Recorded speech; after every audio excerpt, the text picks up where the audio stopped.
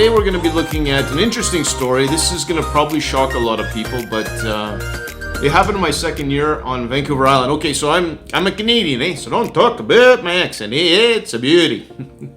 And here in Canada, we always saying sorry a lot, eh? It's part of our culture. So don't be making fun of my accent, eh? It's a beauty. All right, so now if you're new to my channel, so I graduated Bible College in Mexico City, all right, and I'm a Teen Challenge graduate. And in March of 2018, I made a decision to go back into full-time ministry. Now, typically, if you're going to go into ministry, you try to find a church to sponsor you, or, I did this when I was in Mexico. Staples Canada paid for my printing, and I had a mail-out list, and I had people supporting me on a monthly basis. And I think at the most it was around 12 churches that gave a little bit of money to me every month while I was in Mexico. So I did the complete opposite this time. I decided, I said to the Lord, I said, if you want me to be in ministry, you're going to have to provide for me. So I did kind of like the complete opposite.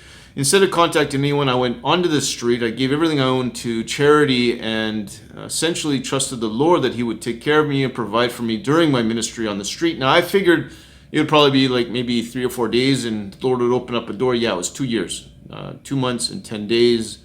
And I was a very busy minister. I went to the resource centers, the back alleys, and essentially just sat with people dealing with addictions, poverty, mental health, helping them. Many people I was able to get onto different programs. Some of them even got housing and translated on the street. So I was a very busy guy. All right, so saying that, we're going to be talking about today. This is a pretty shocking video. So where I live here in Canada, it's a beauty. The population of the island that I'm on is, in 2019, it was 870,000. So I figure it's probably about 1 million people right now. 400,000 live in the metro area. Now, on the bottom right is called Douglas and Coverdale, Victoria.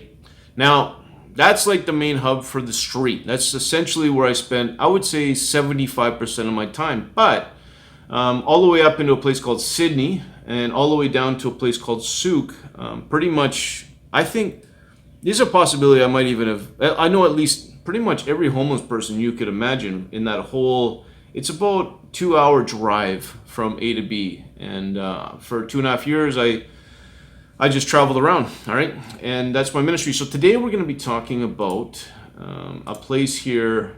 This is Shorts Bay. So this is a place where there's a ferry system. And right there, that little circle is where I was traveling. I had this big backpack, okay? I had my bedroll, my tent, and I would just travel around ministering to the homeless, okay? I'm Brother John, and, that was my ministry. So, and living with them, eating, sleeping, and living with them. So I found a little spot there off the beaten track, and it was getting late. So I set up my tent for the night. And so I sat there, and I'll show you this is here. It gives you an idea. Here is a picture. At that arrow is essentially, I don't know if that's the exact location, but it looks very familiar. This is the freeway that I was sleeping beside. I was way up there in the mountains, and I set up and I went to bed for the night. Well, in the morning, I woke up to 2 Doberman dogs. Like, these are like attack dogs. And this guy, so remember, I'm waking up in the morning, and all of a sudden I say, "Hey, you get out of here!" He starts yelling at me. So I was like, oh boy. So I get out of my tent. He's got these 2 humongous dogs. Now, they were pretty friendly, actually. But, you could tell I didn't want to mess with them. Anyways, I said to the guy, I said, I'm Brother John, my street man. "I don't care." He says, "You're not allowed to be here." I said, okay. So essentially he says, "I'm the park ranger." I said, the park, I said, "Do you have a card?"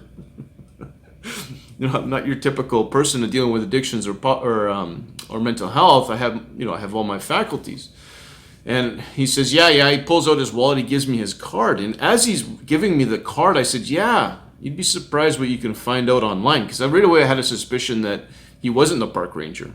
And sure enough, he was. You should have seen his eyes. He's like, whoa. He tried to take the card back from me, but I put it in my wallet.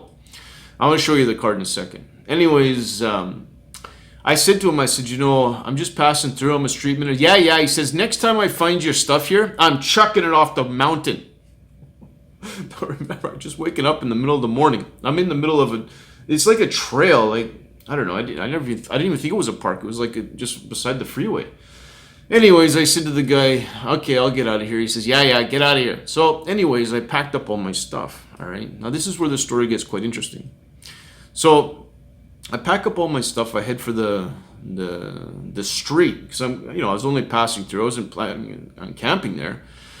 I get to the street, and all of a sudden, as I'm leaving the woods, this truck pulls right up beside me. The guy sticks out his hand and takes a picture of my face. He goes, I got you now. He pulls forward, and then he shoots his car into reverse to try to scare me. All right. So I'm seeing this truck come straight at me. Bang. He hits me, knocks me to the ground. Okay. Now I have this humongous pack on with my sleeping stuff, my sleeping bag, my tent, and all of everything that I own. Like I only had like one pair of clothing on me and a little bit of food. So I hit the ground and my leg actually started bleeding. Now it was interesting because when he hit me, I screamed out, "My arm, it's broken!"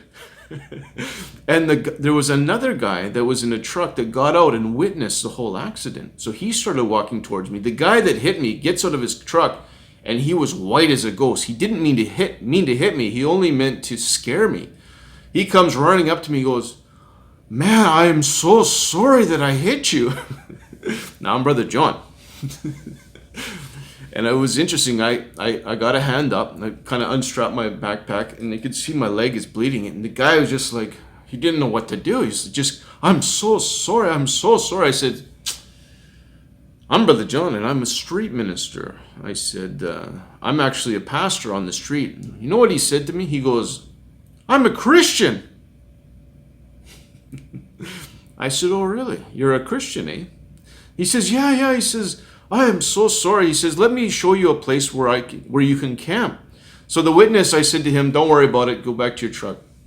And I followed him over down another trail, and he's just apologized. "Oh, I'm so sorry that I hit you." And I says, the Bible tells us, "By the love we show each other, all men shall know we are his disciples." And what you did to me by saying you're going to throw all my stuff off the cliff, I could have died. That's essentially what could happen. That's all I own in life was my little tent. And you're going to throw it over the mountain. I could get sick and end up in the hospital. Okay. Now, he didn't know what to do. And essentially what he did was he pulled out his wallet. And he had all these 20s. And I saw his wallet. He has all these gambling tickets that he had inside of his wallet. And he shoved this whole wad of cash in my hands. So I'm looking at this money, and I'm looking at him. I'm like, now remember, I was doing this on essentially a vow of poverty. I would accept a tent or a tarp or blankets or, anyone that offered me food or something I would accept, but I didn't accept cash. So I was like, okay. So I handed him back his money, and I said, I don't accept donations. And that kind of stunned him even more. He didn't know what to say. And then he goes, "Okay, well, at least let me buy you breakfast." So he took out 120 and he gave it to me. He stuffed it in my hand. And before I had a chance to say anything, he ran off. So anyways, that morning, I took the $20 bill and I went and had some McDonald's breakfast. And it was a very nice mixed sausage McMuffin breakfast with some fresh coffee. Anyways, that's the story. And here's the card. It was very interesting. It was an actual literal place. I blocked out his name and his phone number. Okay. But I know who this guy is. Blue Herring Park, okay, East Trail. I didn't even know it was a park. And at the very right-hand side, you can see Park Ranger. He had written on it. Now, he is not the park ranger. In fact, he doesn't work for that park at all.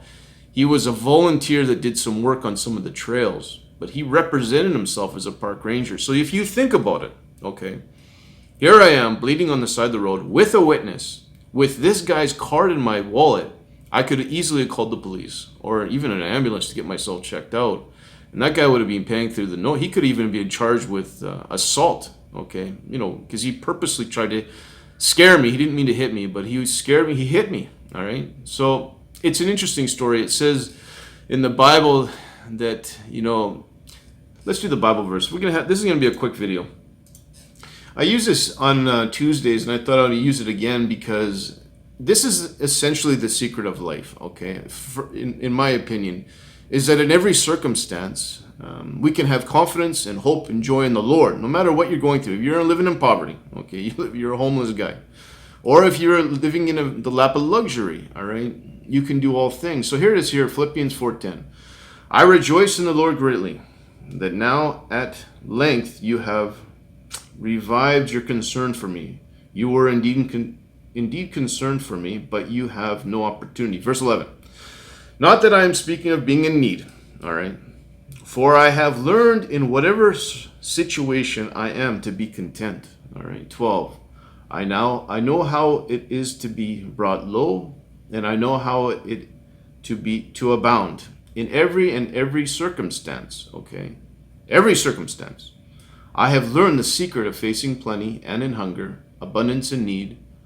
I can do all things through Christ who strengthens me. Now that's essentially what a great opportunity. That is, in my opinion, the true gospel. Okay, if you're in Calcutta, if you're in Guatemala, if you are in Iraq fleeing from missiles being fired at you, we can do all things through Christ who strengthens us. As in every circumstance, the Holy Spirit is dwelling within us. Okay, if you have lost your job, if you're going to the food bank for the first time, if you're seeing all, health issues or cancers or diseases, or in every circumstance that we face in life, we face it with the power of the Holy Spirit dwelling within us, and we face it together.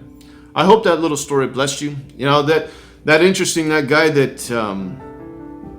did that to me, I pray one day that I'll have an opportunity to talk to him again. And I thought to myself, remember this happened quite a while ago, what an opportunity that guy would have had if, instead of threatening to throw my stuff over the bank, okay, and having his dogs sniffing me and telling me he's a park ranger, he's a liar, okay, and then trying to scare me, what if he would have reversed everything that happened? And when I got out of the tent, we could have had a great conversation, we could have prayed together, and then he could have drove me to McDonald's and paid for the breakfast with me, and I would have told him great stories and encouragements. Unfortunately, a lot of people look at the way people are dressed and their circumstances and they judge them. That's just a fact of life. And that's why we need to be the salt and the light of the earth. And if we have an opportunity when somebody's in need, we have that opportunity to encourage them in the strength of the Lord. I pray the Lord bless you, keep you strong in the faith, and always remember, Brother John loves you. Bye.